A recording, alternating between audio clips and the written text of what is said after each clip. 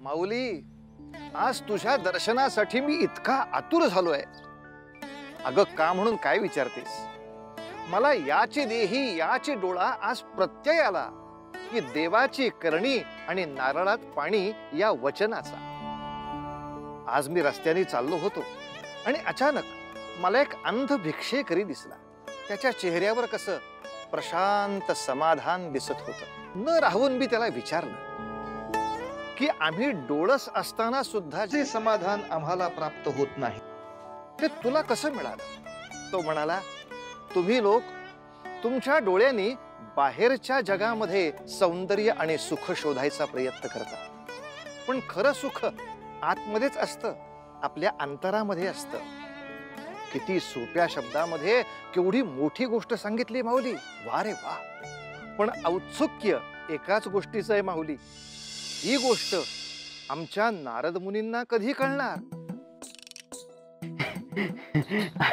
आज की नाही बरं का मायादेवी, आज याचेच भय होते मला. अहो, किती कष्ट करून झोपवलं होतं मी त्याला. अरे अरे, उगी उगी बाळा, उगी उगी, रडू नको. कशाला इतक्या मोठ्याने बोललात तुम्ही? देवी क्षमा करा, मला भानच नव्हते. दिवसभर तुम्ही इतक्या थकता. मी काळजी घेतो ना, तुम्ही चिडचिड करू नका. द्या. तुम्हाला जमणार आहे का? हो हो, का नाही जमणार, प्रयत्न तर करतो.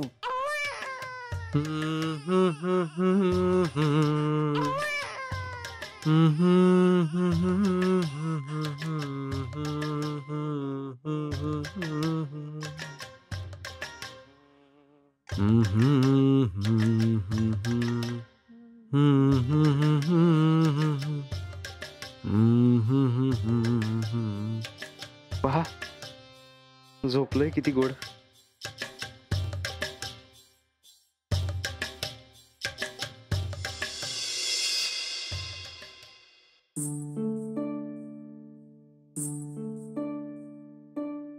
आज की नाही बाजारात एक गंमत झाली.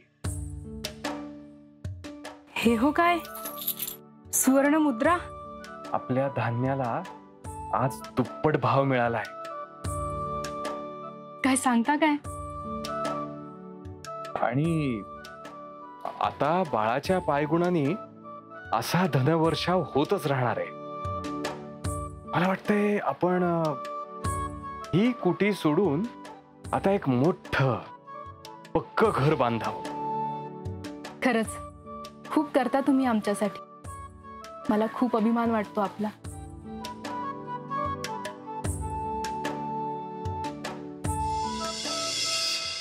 मुनिवर, मुनिवर, मुनिवर, मुनिवर. पिताश्री, पिताश्री, पिताश्री, काय झाले पिताश्री? उठा पिताश्री, उठा पिताश्री. काय झालं पिताश्रींना? शेतात काम चालू होतं, खुरपणी चालू होती. अचानक सापाने त्यांना दंश केला आणि आम्ही कुणी बी काय करायच्या आतच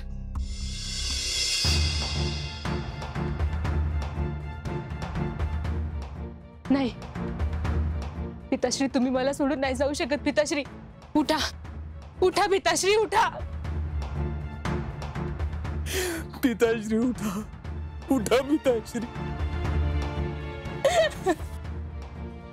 ईश्वरा, अरे काय रे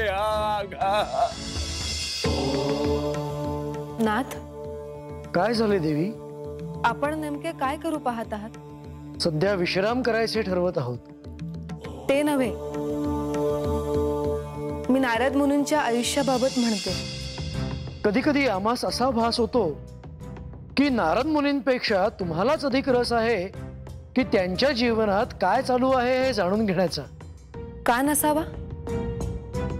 त्यांचा विवाह होतो काय, संतती होते, श्वशुरांचे अकाली निधन होते आणि आता आता त्यांच्या दुसऱ्या संततीची ही घटिका समीप आली आहे.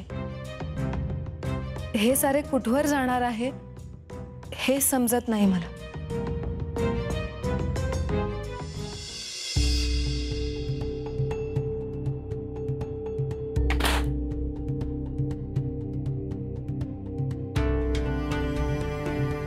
मायादेवी, मायादेवी, हे काय चालवलंय तुम्ही? हा, काय भोजन नको का करायला? मी तुम्हाला काय सांगितले होते? या घरात आता कोणतेही काम अहो, तुम्ही करायचे नाही. अहो, आणा इकडे, अहो जाऊ द्या, मला सवय आहे. आणा इकडे, सोडा. चला बरं, तुम्ही या इकडे. हो, या या, मी करत होते ना. सावकाश.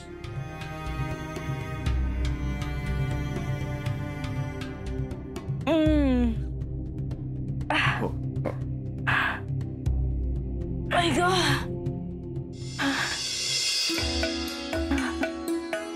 आई गं.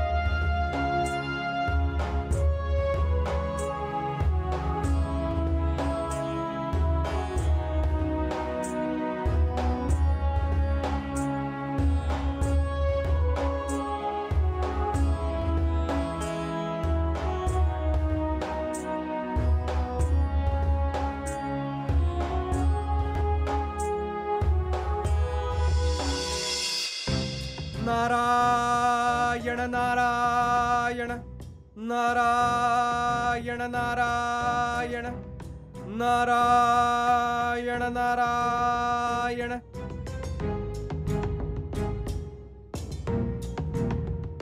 देवी लक्ष्मी, नेमके काय होत आहे? कसली चिंता आहे तुम्हास? एक काळ असा होता की संपूर्ण देवलोकात नारायण नारायण असा घोष ऐकू येई. मुनिवरांच्या मुखात सदैव आपल्याच नावाचा जयघोष असे. नाथ, आपल्या नावाचे नामस्मरण पुन्हा कधीच होणार नाही का? तो क्षण समीप आला आहे. शापचक्र अंतिम अवस्थेत आहे. कारण आता वेळ आली आहे ती मुनिवरांना मायेच्या पाशातून मुक्त करायची.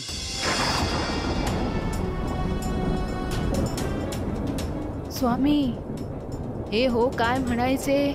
बहुधा वादळ सुरू झालेलं दिसतंय. पावसाची लक्षणं आहेत.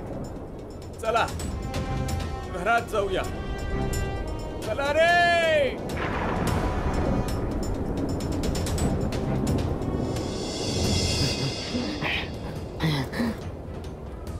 ते दार लावून घे. असा पाऊस, असे वादळ या जन्मी पाहिले नव्हते कधी.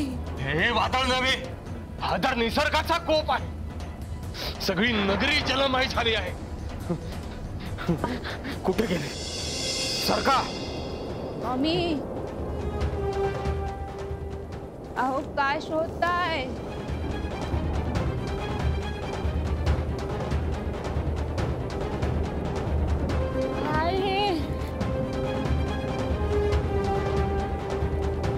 धनाची पेटी आहे. अहो, इथे जीवाची शाश्वती नाही, तिथे धनाचा काय मोह करायचा? हा सगळा प्रकोप थांबला, पाऊस थांबला की कळेल तुम्हाला याचं महत्व. हा पाऊस ओसरेल लवकरच. शांत राहा. एकत्र राहा.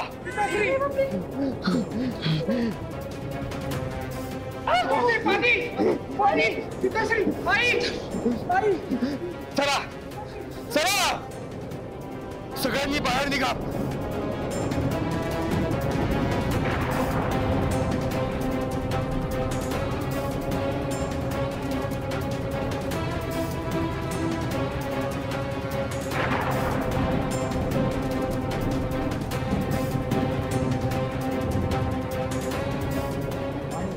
सरका बाजूला.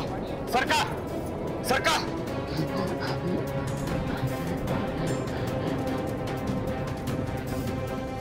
आपल्याला त्या डोंगरावर जायला हवं, काहीही करून. त्यासाठी ही नदी आपल्याला ओलांडायला हवी. साखळी करा, बायका मुलांना पुढे ठेवा. चला.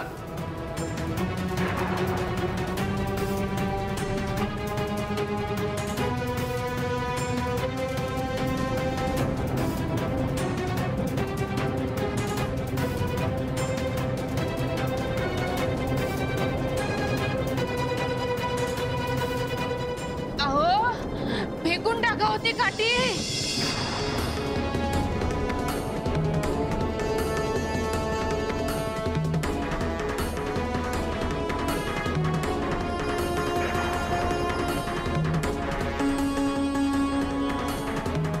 हात धरा माझा. अहो हात धरा माझा. काय ती धनाची पेटी सांभाळून बसलात? आयुष्यभर जमवलेलं धन आहे ते. खूप कष्ट काढलेत त्यासाठी. असं कसं सोडून देऊ पाण्यात? हो जीवापेक्षा महत्वाचं आहे का? हवं तर तसं समज. स्वामी स्वामी म्हणाले ना, हात पकडा. पकडा माझा हात. माझी धनाची पेटी, माझी धनाची पेटी. सोड मला. जाऊ दे. स्वामी स्वामी स्वामी.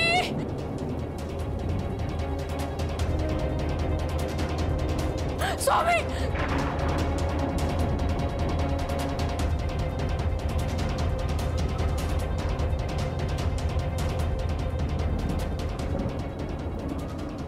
माझी धनाची पेटी, माझं धन, माझं धन. स्वामी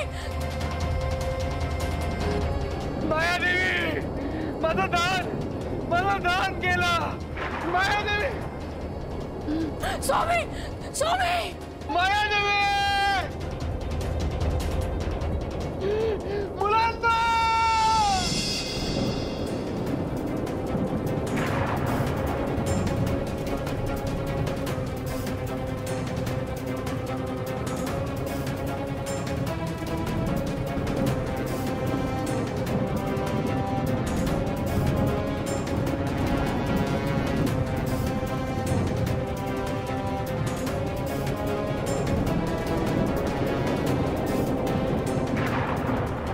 प्रभू,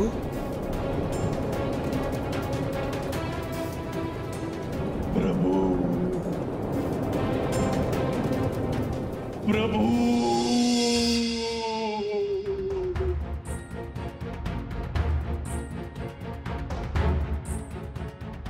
मुनिवर, मुनिवर, काय झालंय?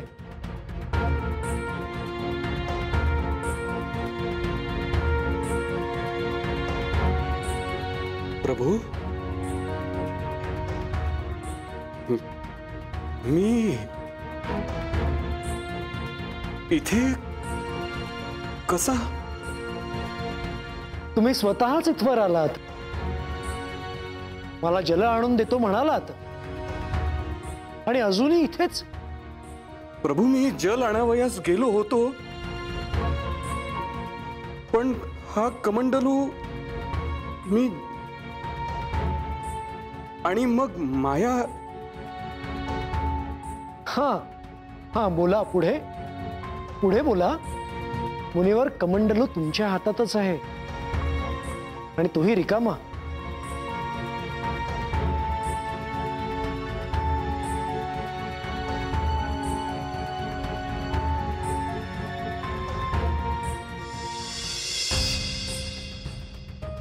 समजले. प्रभू, तुमची लीला अपरंपार आहे, अगाध आहे. ज्या मायेच्या मोहपाशापासून दूर होण्याचा मी प्रयत्न करत होतो, त्याचाच साक्षात्कार आपण आज मला दिलात. प्रभू, क्षमा असावी.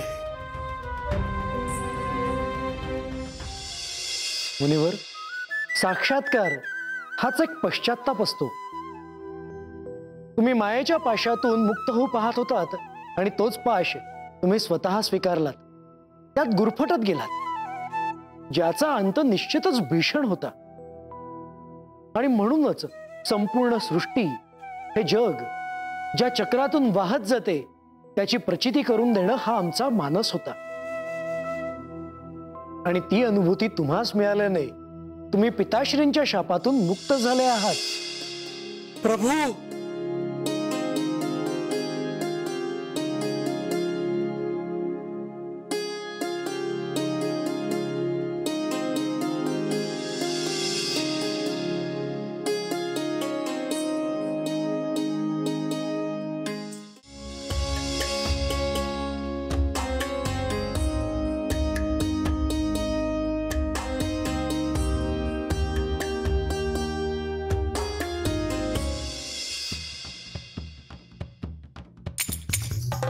नारायण नारायण. प्रभू, मात्र या सर्व अनुभवातून मी एक मात्र पाहिले. भूलोकी जो मनुष्य आहे तो अनेक समस्यांना सामोरा जातो आहे. अशा वेळी आपण त्या मनुष्याला बळ देणारं, त्याला त्याच्या समस्यातून बाहेर काढणारं असं कोणतं तरी व्रत सांगावं, ज्याने मनुष्याचा उद्धार होईल. कलियुगात मनुष्याच्या उद्धारासाठी, त्याच्या स्वयंकल्याणासाठी व प्रगतीसाठी मनुष्याने श्री सत्यनारायणाचे व्रत वेळोवेळी करावे. मनोभावे पूजन केले असता त्याच्या सर्व मनीषा संपन्न होतील, सारी दुःखे दूर होतील. तसेच सुख, शांती, समाधान व आनंद यांची रेलचेल असेल. मनुष्याच्या जीवनात या व्रताचे अनन्यसाधारण असे महत्व असेल. भगवान श्री विष्णूंचा विजय असो. भगवान श्री सत्यनारायणांचा विजय असो.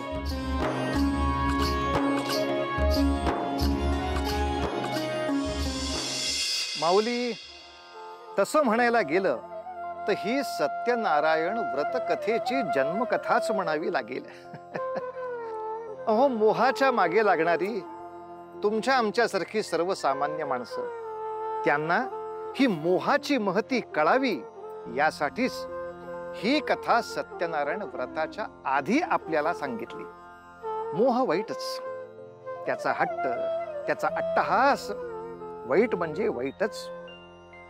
नारदांनी जसा अनुभव घेतला तसं आपण सगळ्यांनी अनुभूतीतूनच सगळ्या गोष्टी शिकल्या पाहिजेत असं काही नाही. हा अहो, मोठ्या लोकांचे शब्द, त्यांची शिकवण, या व्रतांच्या कथा, याच्यातून आपण शहाणं झालं पाहिजे. यासाठीच तर आहे हे सत्यनारायणाचं व्रत. तर भेटूया पुढच्या भागामध्ये. सत्यनारायणाची महती सांगणारी कथा घेऊन मी येणार आहे. तोपर्यंत उतू नका, मातू नका आणि घेतला वसा टाकू नका.